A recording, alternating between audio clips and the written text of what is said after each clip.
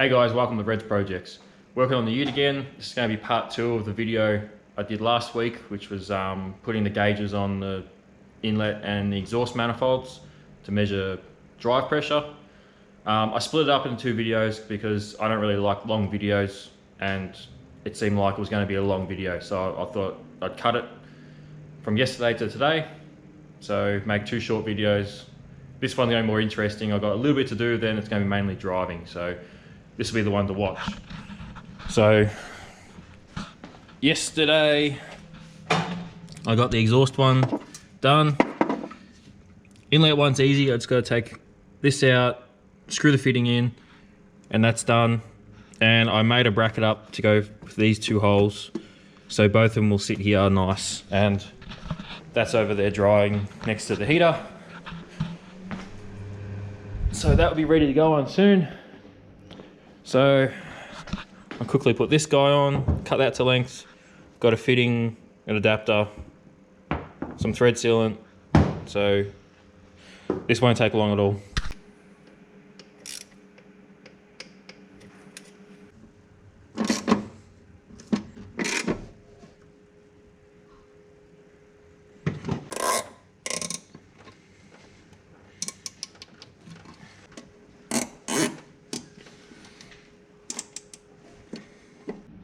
Okay, that's it. Little bracket holding them both. Can reset them both easy enough. That's it really, I guess I just gotta drive it. So it's on to 14-pound springs in the wastegate. This is set back to 0. So I should see 14-pound on the boost gauge on my dash, and I should see 14-pound here. I don't know what this is gonna show. This should be interesting. And then I'll just go up probably half a turn or a turn at a time and see what the numbers show us. So that's it. I guess it's time to go for a drive. Okay, so this first pull should be 14 PSI boost. So it's going to do second gear from like the bottom to top. See if I have enough road.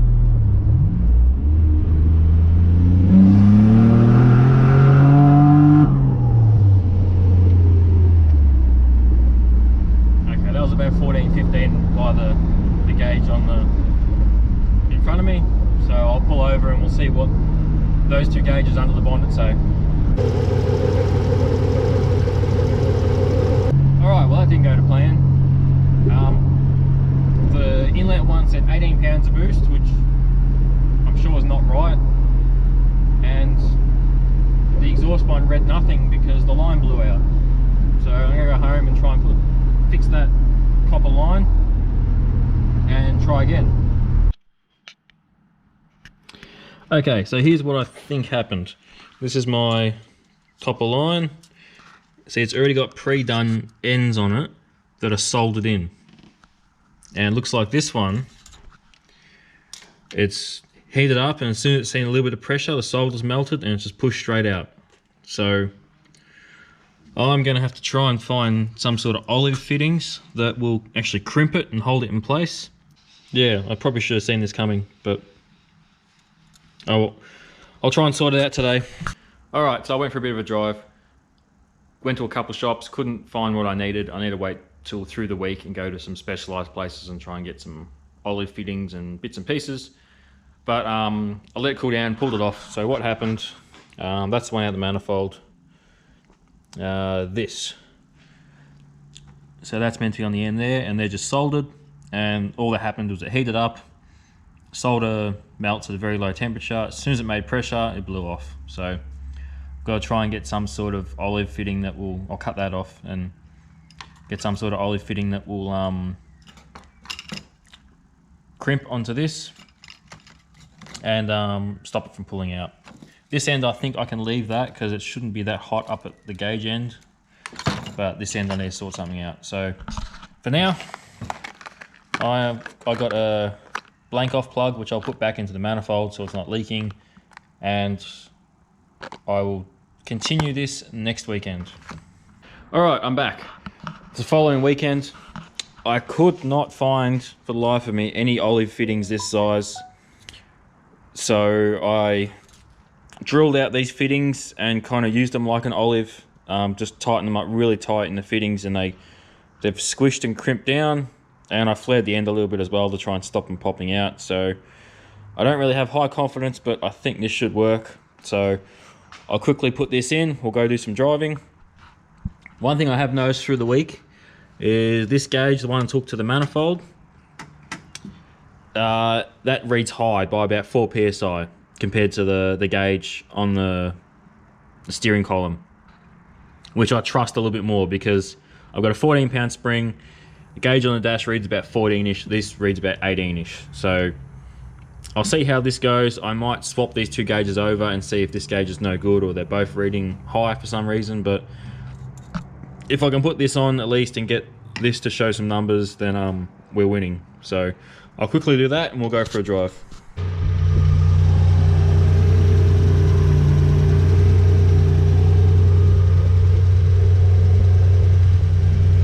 Okay, copper line is on, car's warming up, let's go for a drive.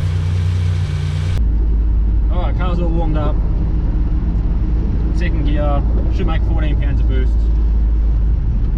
And see if my line holds in there.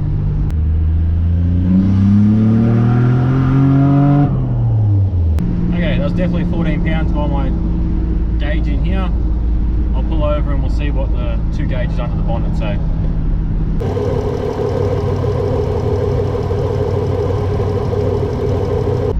Okay, so some interesting numbers there. Looks like it's got a lot of back pressure, which telling me that this turbo might already be too small at this level. I turned the boost controller up half a turn anyway, just to see what happens. Alright, so we'll try again. Half a turn more on the boost controller. Second gear to the top. We'll see what a booster makes.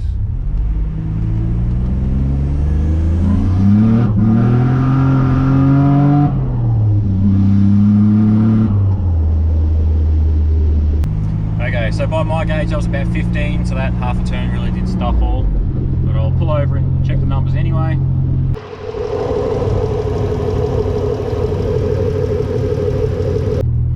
Alright, all the numbers are much the same. I went another half turn on the boost controller.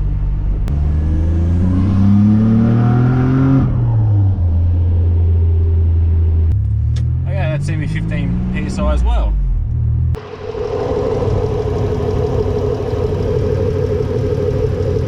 Okay, now I'm at 1.5 turns on the boost controller, so we'll see what booster makes this time.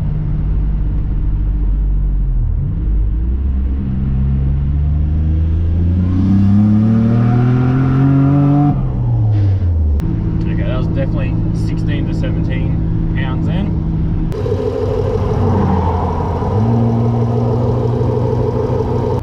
Okay, back pressure's getting higher and higher. I went another half turn on the boost controller anyway, so we're at 2 full turns now, so we'll see what boost you make this time.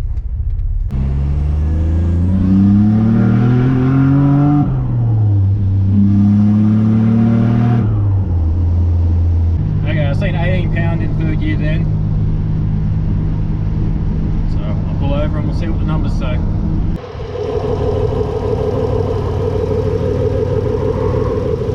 Alright, so I went another half turn, so now I'm at 2.5 turns, which is nearly where I was at with the 11 pound spring. So we'll see what boost it makes this time.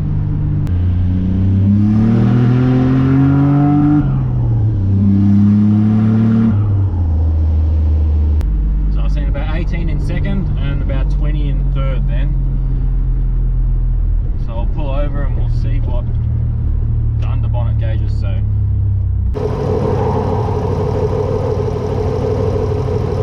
Okay, go another half turn for the hell of it. So we're at 3 turns total.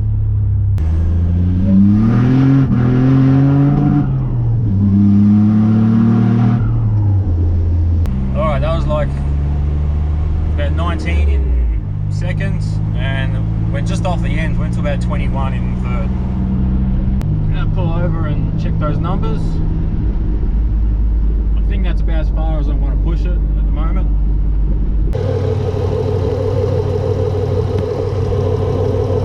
Alright, that's enough testing for today. I'm gonna go home, look at the footage and see what all the numbers mean.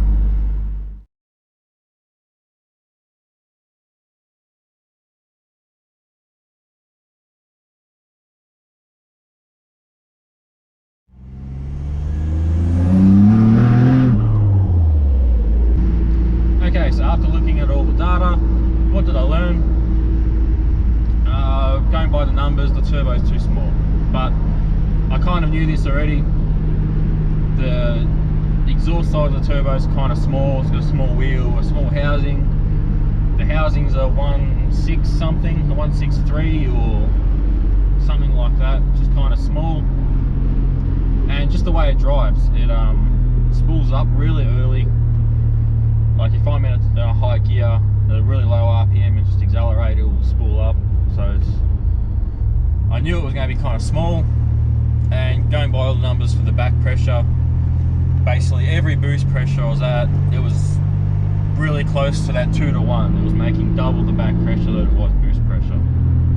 Now what surprises me is that as the boost pressure went up, the difference between boost and back pressure got better, which I was expecting it to get worse. So where I started from at gate pressure at 14 pounds,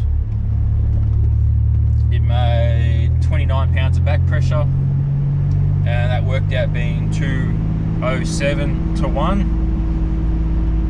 And then where I finished up, which was about 21 pounds of boost, it made 38 pounds of back pressure, and that's 1.8 to 1. So I was expecting all those numbers to be the other way around. I was expecting it to be bad and to get worse. Hi, what can I get for you? Hi, can I get a sausage and egg big muffin meal, please? Sausage and egg? Yeah. And what drinks if you want? Can I get a vanilla thick shake? No, that'll That's it. just trust you. Thank you. Hey mate. Thank you. So yeah, it would have been interesting to try this test with lower boost pressure, like 7 pounds or something. See if the back pressure was more normal. But I couldn't be bothered changing springs. And I don't want to run numbers that low anyway. But interesting nonetheless. I've got another turbo lined up to go on this 35 off the XR6. So that's much bigger. I can get a bigger exhaust housing for it. So that will be the plan to put onto this at some point. But that's it. That's it for this episode. Thanks for watching, and I'll see you next time.